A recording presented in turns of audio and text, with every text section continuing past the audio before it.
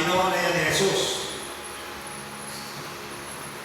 In fact, ang verse 10, ang karugtong ng verse na ito, ang kasugtong sa Ephesians 2:8 and 9, verse 10, very clear. Nasabi, we are God's workmanship, created in Christ Jesus for good works.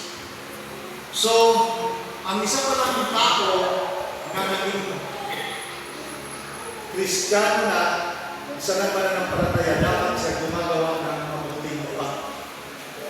Hindi ito para sa kaligtasan, hindi talaga ito naman sabi dito, which God prepared beforehand that we should walk in them.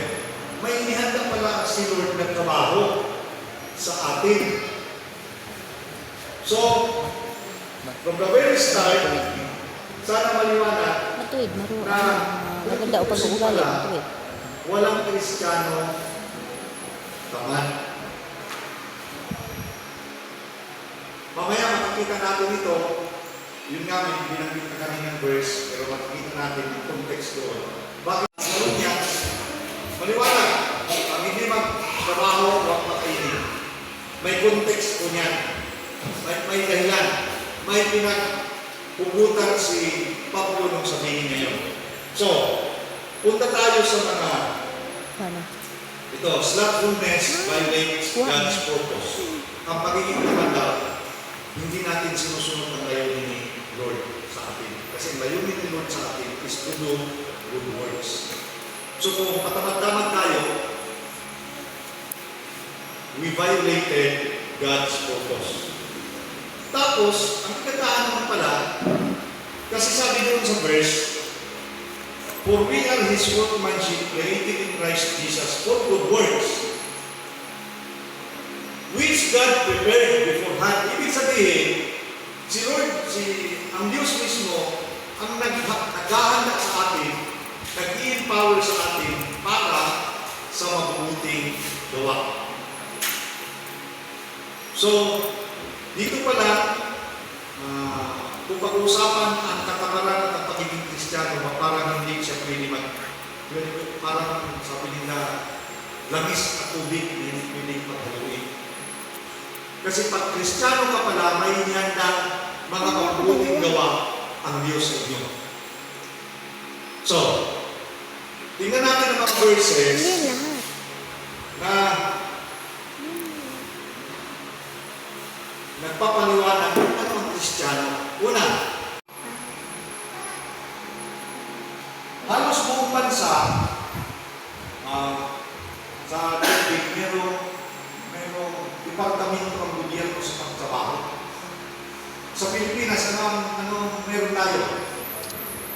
Department of Labor.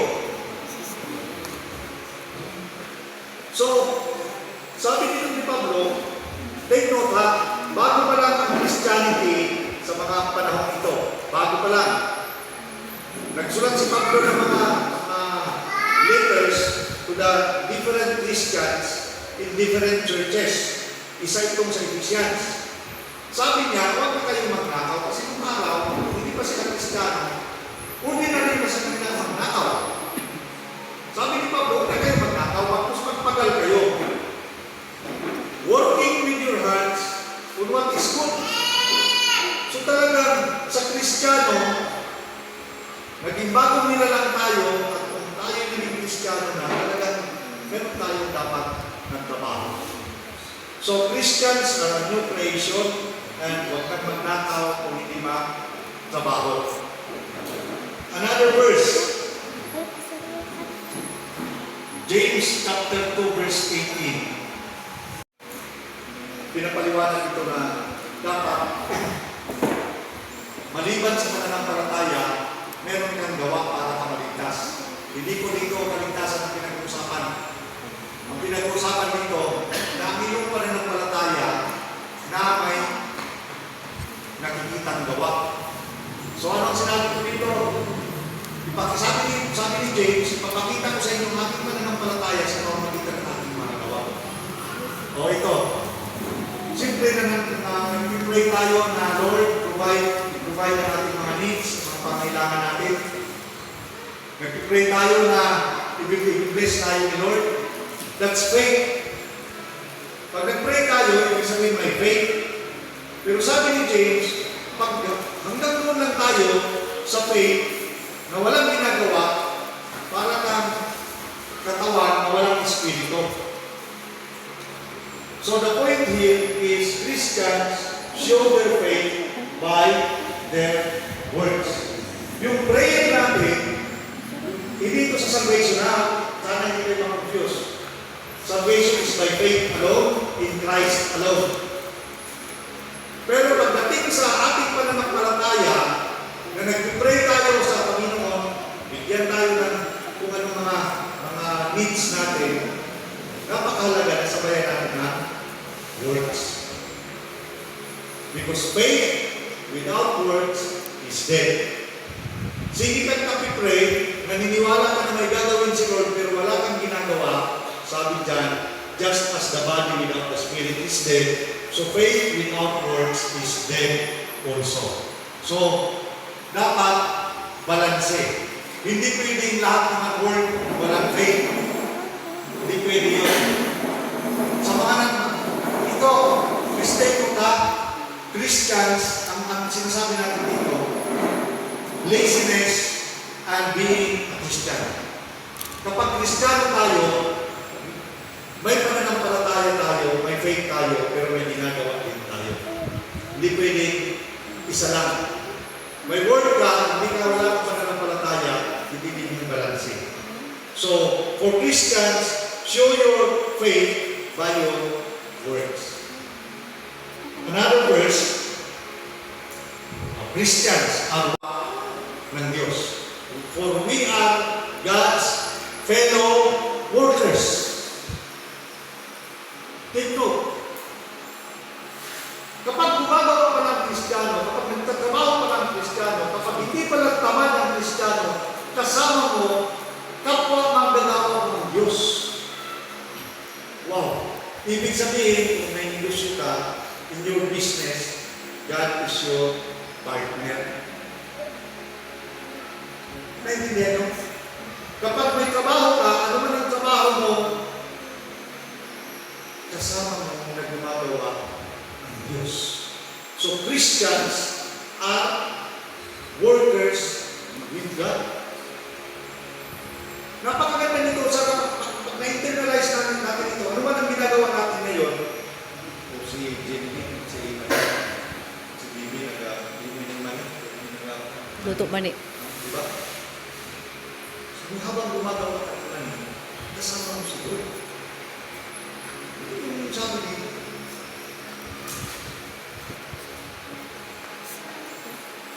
kapag naintindihan po natin yan, ibig sabihin, yung effort natin, yung ginagawa natin, tapos kasama natin sa Lord, talagang may blessing. Mahirap, pero dahil kasama si Lord, may blessing. So Christians are co-workers with God. Sana ma-internalize natin ito. Another verse. Ito. Christian, we shall reap if we do not lose heart. Kapag may ginawa na tayong mabuti, in due season, sa tamang panahon, we shall reap. That's biblical. That's biblical principle. Maaaring hindi na agad-agad. Pero meron iba na, grabe nang hindi kumayo, magulo, magkukoy. Kasi wala. Pero, God promised that if we will continue to do what is good, we will reap the harvest. Sabi dito, let us do good to all. So, kapag nagtrabaho pala tayo, hindi natin pinapansin, tinitingnan.